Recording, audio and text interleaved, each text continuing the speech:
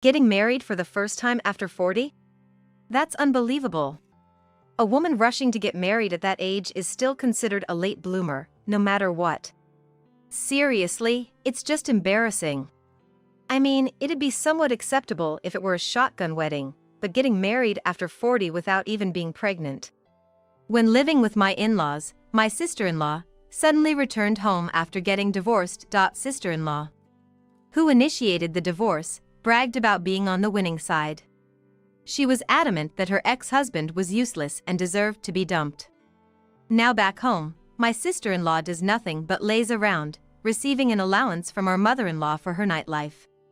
After a while, my sister-in-law, who had returned home, said she was getting remarried and would have an heir, so I should leave. Remarrying? With that person? That seems impossible. When I objected, my sister-in-law flew into a rage like she had lost her mind. But my sister-in-law had a shocking secret. My husband and I met and got married after we both had turned 40. We had prioritized our careers over love life, so by the time we realized, we were already 40. We shared the same values and hit it off right from the start, meeting frequently. At that time, marriage wasn't on our minds. The reason was my husband was the eldest son. He told me not to worry about not being married till 40, as his parents had long given up on the idea of having grandchildren. He also mentioned that he preferred a childless marriage. After a while, when we met my husband's parents, they were very approachable and told us that marriage is a matter for the couple to decide. Encouraged by their words, we decided to get married. Both my husband and I had been living alone for a long time, so we had a thorough discussion about our new home. His parents mentioned that they had a spare room and suggested we consider moving in with them. I had lived alone longer than I had with my parents, so it wasn't easy for me to make an immediate decision. I wondered what it would be like living with the older generation, as I couldn't quite imagine it. My husband made a wry smile at the thought of moving back home. However, considering our aging parents, he started to lean towards the idea of living with them for peace of mind. We visited his parents' house numerous times, staying over the weekends to see if I could agree with his idea. His father was very kind and caring. My mother-in-law has a somewhat sarcastic way of speaking, but it seems she's like that with everyone, including my father-in-law and my husband. Once I realized that it was just her nature to be like that, I gradually became less bothered by it. I felt I could manage, and 6 months after our marriage, we started living with my in-laws. My mother-in-law had been a full-time homemaker, adept at managing all household chores. After retiring, my father-in-law was rehired and worked 3 days a week. However, after a while of living with us, he decided to completely quit his job and enjoy his retirement. My father-in-law actively participates in helping with family chores and spends his days fulfillingly, including going on his routine walks. Although my mother-in-law was strict with household chores, I didn't mind it. She could be harsh or slightly sarcastic, but she was generally in a good mood when tasks were done correctly. She wasn't a perfectionist and was open to adopting time-saving methods for household chores. With the time saved from her efficient approach to chores, my mother-in-law enjoys watching foreign romance dramas. Her face looked so happy during those times, it made me feel like she's not a bad person at heart. Maybe I just wanted to believe that's just the way she is. For the first year of living with my in-laws, things went well, and we had a happy, laughter-filled home. That was until my sister-in-law arrived. One day, as we were nearing the end of our first year living there, 38-year-old Emily returned to the family home without any warning. It appeared she had gotten divorced. My sister-in-law often bragged that she was the one who left her husband, sharing many stories about her divorce. Some of her tales made me question things, but I understood that divorce can be more challenging than marriage and she must have gone through hardships. I didn't want to pry too much, so I just lightly listened to my sister-in-law's dramatic tales without delving deeper. Listening to sister-in-law, it seemed she initiated the divorce, and it was her ex-husband who caused the breakup. Yet, she hadn't received any alimony. Moreover, it turns out she hadn't received her share of the property division either. Isn't that a bit harsh? I advised her that she could still claim her share of the property division even after the divorce, but she just said, "I don't need anything from that man," and left it at that. If my sister-in-law's claims are true, then she's entitled to a share of the property division, right? I wondered. Or maybe, she just wanted to leave him so badly because he was such a terrible man. Only the couple themselves really know what's going on in their marriage, so my husband suggested we just wait and see, and I agreed. However, even after 6 months since she returned, Emily continued to live in our family home like a guest, not doing any housework. At 38, she still received an allowance from our mother-in-law and spent it on expensive shopping. My husband couldn't overlook this any longer and confronted our mother-in-law, saying it was too much to keep giving Emily an allowance. Our mother-in-law argued that Emily had suffered enough in her marriage, so a little indulgence was okay. Moreover, our mother-in-law, saying Emily was heartbroken and deserved sympathy, didn't heed my husband's advice. Hearing only one side of the story, one might think it's true. The time it takes to heal emotional wounds varies from person to person. However, it's also true that there was a tense atmosphere in the family. My husband and I decided to seek my father-in-law's judgment. He was calm and gave an impartial opinion. He said it was fine for my sister-in-law to stay until she settled down, but reminded her that the house is also ours. He told her not to act like she owned the place and to either help around the house or get a job to contribute to living expenses. He clearly stated that she should move out once she had a plan. But for my sister-in-law, not having anyone but our mother-in-law on her side, and not receiving sympathy for her divorce, seemed to be a source of dissatisfaction. It was supposed to be my place in this family, but because a woman over 40 became a bride, now I have no place. Really? It's crazy. My own daughter is being pushed out of the house. Ever since you came, Dad only takes your side. You're the outsider here, don't butt in. Frustrated that things weren't going her way, my sister-in-law joined forces with our mother-in-law to attack me. Furthermore, my sister-in-law started feeding lies to our mother-in-law about me. She claimed that I was bad-mouthing our mother-in-law behind her back. "You've been spreading rumors in the neighborhood that my clothes smell like an old lady." She also spread rumors that I was seen walking with a young man, that I was a big spender, and that my cooking was too salty, all things I had no idea about. At first, I denied it, suggesting it might be a misunderstanding. However, there was a time when Emily played an audio clip that sounded like my voice bad-mouthing our mother-in-law, claiming it as proof. In today's world, it's an era where fake audio and videos can be easily made with apps, even without much knowledge. When my father-in-law came across my mother-in-law and Emily attacking me, he defended me and revealed Emily's tricks right in front of our mother-in-law. My father-in-law, having worked in IT, was proficient with smartphones. He demonstrated how to create a fake voice recording on the spot, making it sound like sister-in-law was bad-mouthing our mother-in-law. Our mother-in-law understood how easily it could be done, but she became convinced that my father-in-law and I were conspiring together. In front of my father-in-law and husband, she behaved, but when they weren't around, she took every opportunity to make snide remarks at me. "Everyone over 40 is just an old lady. Don't think you're still young." Exactly. Once you're close to 60, you're definitely an old woman. Approaching my mid-40s, I was already feeling the physical effects of aging. But I didn't think it was my sister-in-law's place to comment. "You'll be in your 40s in just a couple of years too," I thought to myself. I decided it was a waste of time and effort to engage with them and chose to ignore their behavior. Then, my mother-in-law and sister-in-law escalated from verbal jabs to more noticeable actions. I continued working even after getting married, and my husband understood that. Even when we started living with my in-laws, my lifestyle didn't change much, even after my sister-in-law moved back in. My varying work hours made it difficult for them to time their harassment to my arrival. So, they started causing trouble while I was asleep. Hiding or dirtying my work shoes was just the beginning.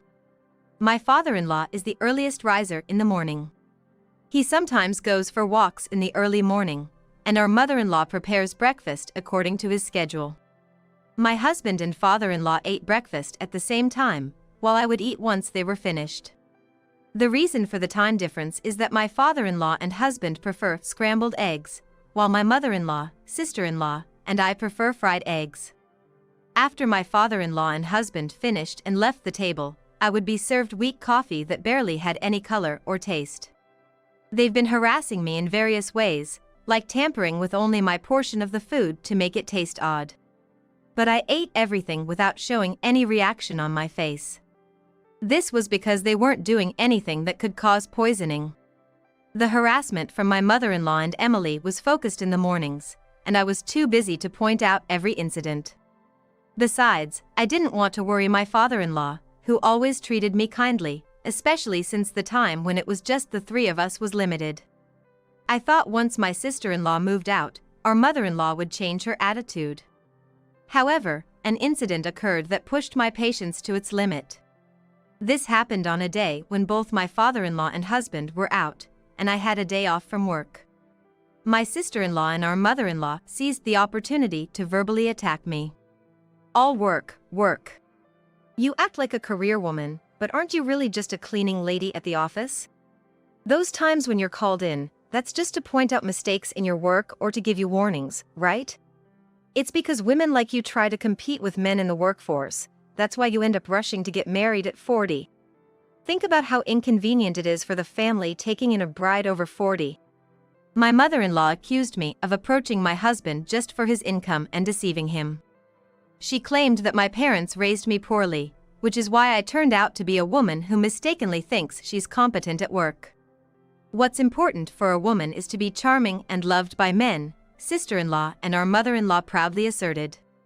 The fact that I didn't marry until after 40 was my own choice, not my parents' fault. Moreover, our mother-in-law looked down on my parents, saying, "It can't be helped since you were raised by parents who neglected their parenting duties." My parents never neglected their parenting duties. I argued back, "Don't twist the truth and speak ill of people who aren't here. It doesn't matter about your parents. You can tell the quality of the parents by looking at their child. Besides, find a place to live as soon as possible. Even in an era of late childbirth, it's impossible at your age, almost 50. Our daughter is going to remarry and have a child, so she will continue living here. You need to leave." I had an idea why they suddenly became so explicit about wanting me out. Recently, we had discussed the deteriorating condition of the family home and decided to rebuild it. My sister-in-law and our mother-in-law planned to continue living in the newly rebuilt home and wanted to drive me out. They told my father-in-law that I was relentlessly harassing my sister-in-law in an unbearable manner. They claimed that the situation was beyond their control and reported this to him. I couldn't imagine my father-in-law believing our mother-in-law's words, and I burst into laughter at their futile acts. Just then, my father-in-law and husband returned home as if on cue. Immediately, my sister-in-law and our mother-in-law began their act, tearfully claiming that my sister-in-law had been mistreated by me. Their performance was so stilted that I struggled to hold back my laughter. My father-in-law and husband didn't believe their claims at all, affirming that I wouldn't do such things. Our mother-in-law questioned how they could be so sure without having seen anything. My husband countered, asking how she could not know what kind of person I was after living together for over a year. My father-in-law pointed out that things were fine until my sister-in-law returned, and he even questioned whether our mother-in-law was being blackmailed into siding with sister-in-law. Our mother-in-law seemed to lose her fighting spirit as she was cornered. As she became more desperate, sister-in-law's claims grew more exaggerated. "Look at this injury on my knee. She pushed me, and that's how I got this." My husband looked at her skeptically. "I heard you talking to Mom about getting that injury from falling off a bike, didn't I?" My husband explained that at the time, he took out a Band-Aid from the first aid kit and handed it to sister-in-law. My sister-in-law then started claiming it was a different injury. She said she had scraped the same spot again, which was healing. Our mother-in-law, as if suddenly remembering, started backing up sister-in-law's story again. My husband, wanting to see proof, insisted that my sister-in-law remove the bandage to show the condition of her injury. He reasoned that if it was just a common scrape, which everyone has experienced, even a layperson could tell how it was healing. When were you pushed? Today? Yesterday? My sister-in-law's response was vague and inconsistent, alternating between yesterday and today, clearly struggling to keep her story straight. She tried desperately to divert the topic and avoid showing the injury, but my husband and father-in-law were much better at addressing the facts. Enough of this. A wife who offered to rebuild the house for me and mom wouldn't do such a thing. My mother-in-law and sister-in-law, who had thought it was my father-in-law and husband who proposed the reconstruction of the family home, showed us puzzled expressions. In reality, I was the one who suggested renovating the house to make it more livable for my aging in-laws. My own parents had passed away too early for me to show filial piety. My parents passed away so quickly that I hardly had any time to show filial piety. Seeing how my father-in-law, who was kind and considerate to me despite my initial anxieties about living in the family home, reminded me of my own father who used to extend a helping hand to those in need. Since I couldn't show filial piety to my own father, I thought of my father-in-law as a second father and wanted to show him my gratitude. When I told my husband about this, he was so grateful that he cried. To be honest, I had planned to use the money I had saved up for my father-in-law rather than for both in-laws. Frankly, I considered our mother-in-law more as an afterthought. However, my sister-in-law and our mother-in-law, unaware of my true feelings, accused me of not contributing any money and said it was meaningless to just propose things without planning to stay. This angered my husband and father-in-law. They asked if my sister-in-law and our mother-in-law hadn't heard that I was going to cover the entire cost. But my sister-in-law and our mother-in-law refused to believe what my husband and father-in-law were saying. They kept saying that it was impossible for a woman who married into the family to have such a large sum of money, questioning where I could have possibly gotten it. My sister-in-law and our mother-in-law had been present during the discussions about the house renovations. However, their minds were so preoccupied with how to drive me out that they hadn't paid attention to the conversation. They assumed that the renovation would be funded by my husband's bonus and my father-in-law's retirement fund. In fact, I am the CEO of a company, but I had explained my job and position when I married into the family. However, it seemed my mother-in-law was stuck in the belief that a woman's job was limited to serving tea or answering phones. In this day and age, there are no companies where women's roles are confined to just that. If a company only allowed women to do such tasks, it would be problematic from various perspectives. My mother-in-law completely failed to understand that the times have changed and women's roles in the workplace have evolved significantly. I didn't introduce myself to my sister-in-law as a CEO, but I would answer if asked. My sister-in-law, too, seemed to have her own misconceptions about me, thinking of me as nothing more than a slightly elevated part-time employee. That's probably why she referred to me as a janitor at my company. Our mother-in-law and sister-in-law had such outdated ideas about women's work. The company I run was actually my father's, which I took over after he passed away. I didn't start the company, so I didn't feel it was something to boast about. My father-in-law resigned from his re-employment, partly because I suggested to him that if he was only working for living expenses, it was okay not to push himself too hard. At that time, he seemed tired of the burdens of life. He had worked hard for the family for many years. And I thought it was time for him to lay down his burdens. The reason is that my income alone was sufficient to support the four of us, my husband, my in-laws, and myself. The only reason you two can lounge around and shop without any worries is because of your daughter-in-law's earnings. Regarding my sister-in-law's reckless spending, it turns out my husband had been complicit in it. In reality, she would often come to him, claiming they were short on living expenses, and he would provide the money. Our mother-in-law and sister-in-law didn't realize that their comfortable use of money and the eagerly awaited house renovation were possible because of my income, and if they drove me out, it would no longer be feasible.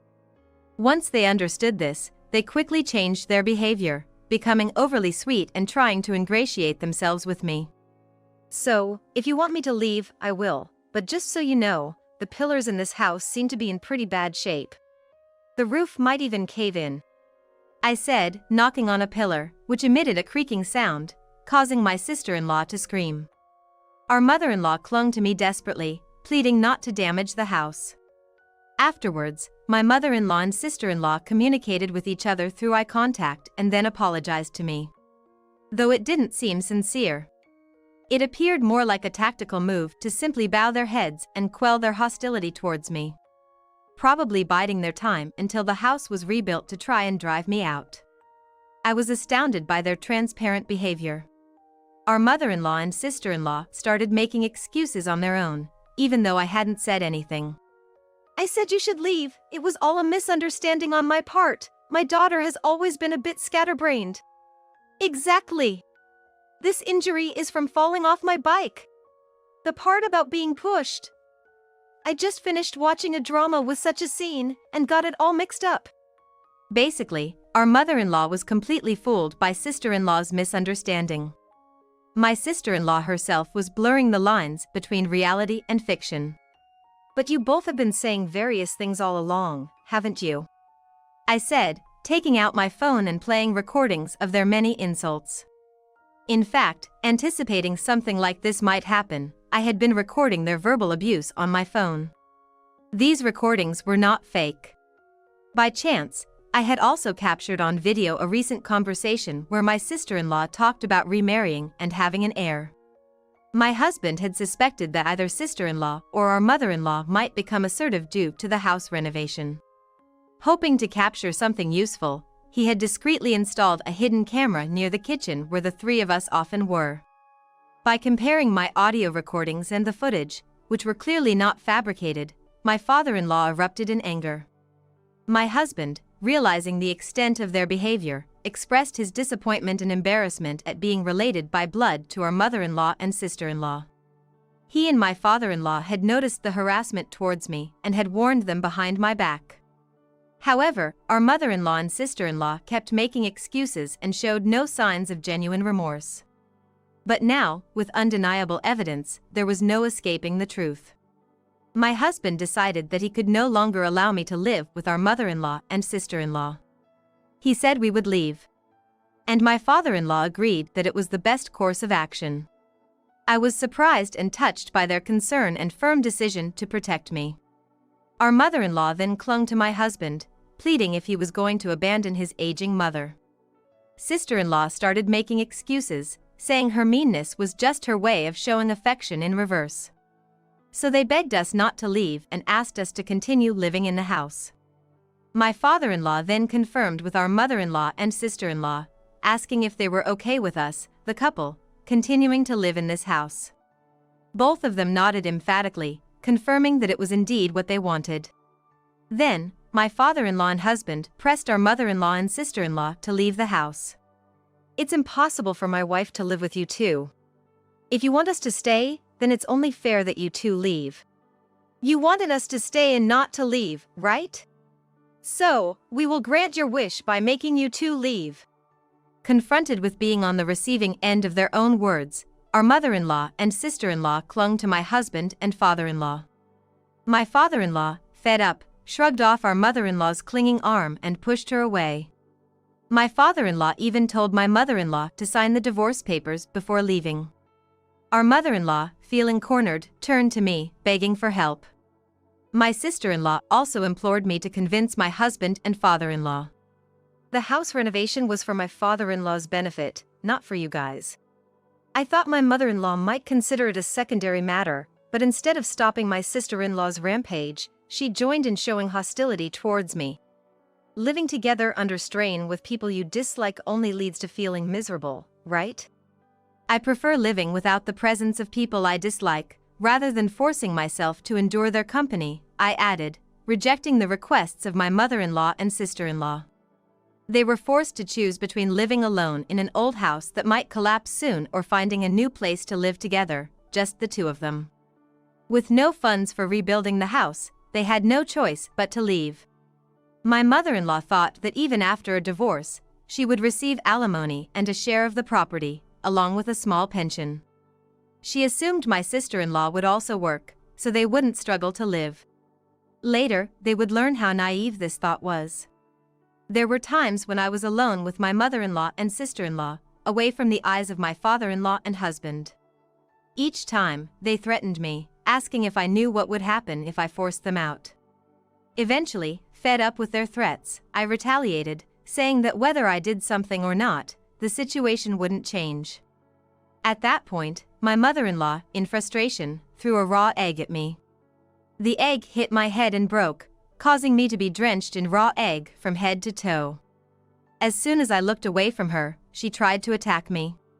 My father-in-law happened to walk by and shouted at her. My husband also appeared, and upon seeing me covered in egg, he pushed my mother-in-law away. She stumbled and stepped on the broken shells, writhing in pain. My sister-in-law, finding the situation amusing, filmed me covered in egg and laughed. Throwing out my mother-in-law, who has never worked outside before, along with my sister-in-law who has no intention of working, is bound to lead to no good. My father-in-law and husband had given my sister-in-law and mother-in-law a month's grace period to stay in the house until they found jobs. However, after the egg-throwing incident, their patience completely snapped, and they demanded them to leave immediately. My father-in-law, in a fit of anger, threw my mother-in-law's clothes and purse carelessly into the yard and dragged her out of the house.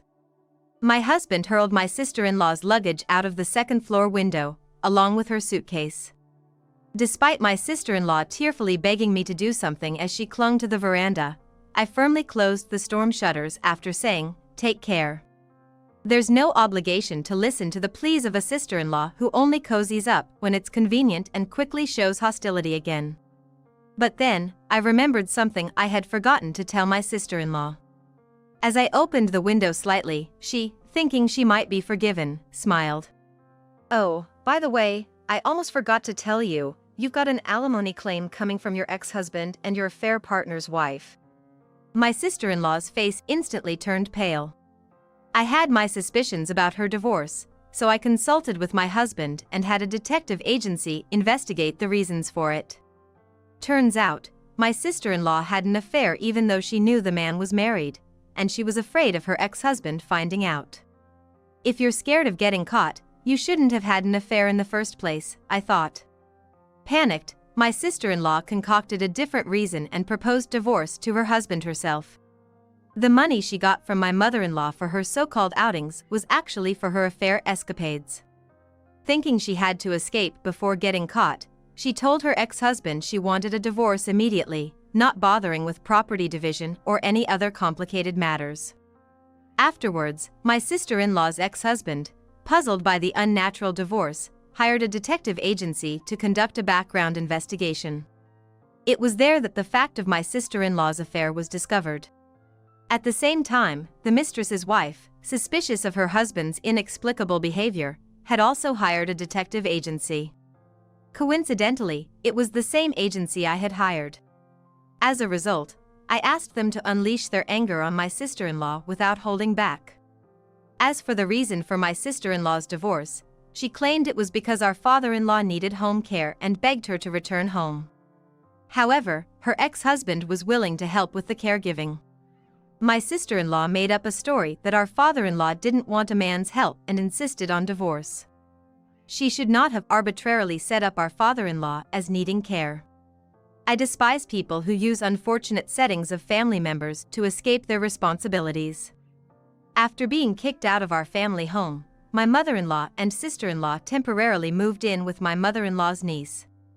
However, the niece, who had a bad relationship with my sister-in-law from the past, refused them. Desperately, my sister-in-law pawned off the jewelry her lover had given her. She had bragged about getting a good price for the accessories, but it turned out they were just cheap trinkets, almost worthless. The divorce between my father-in-law and mother-in-law was officially settled. My mother-in-law's anticipated property division didn't go as she hoped. My mother-in-law had squandered my father-in-law's retirement funds. In exchange for not demanding repayment, the property division was offset. Penniless and with no life skills, my mother-in-law and sister-in-law resorted to reselling some of their extravagant purchases to make ends meet. As their sellable items dwindled, my sister-in-law reluctantly worked part-time jobs but often got fired due to unexcused absences. Their pride prevented them from living on the streets, but they only worked when absolutely necessary. Now, they live together in an old apartment with no bath and a shared toilet. You should work too, Mom. If you hadn't started mistreating your daughter-in-law and tried to kick her out, none of this would have happened. It's your fault for shamelessly having an affair. If you hadn't come back home, I could have gotten along with the daughter-in-law. Their arguments, regardless of day or night, are heard outside. Even if my sister-in-law hadn't returned, my mother-in-law never liked me. But with my sister-in-law's return, she felt emboldened and strayed from the right path. I don't sympathize with them, nor do I pity them. After living for more than half a century, failing to control such behavior is their own fault. As for my sister-in-law, there's nothing to say. Despite agreeing to pay her alimony in installments, she broke the promise and was demanded to pay in full.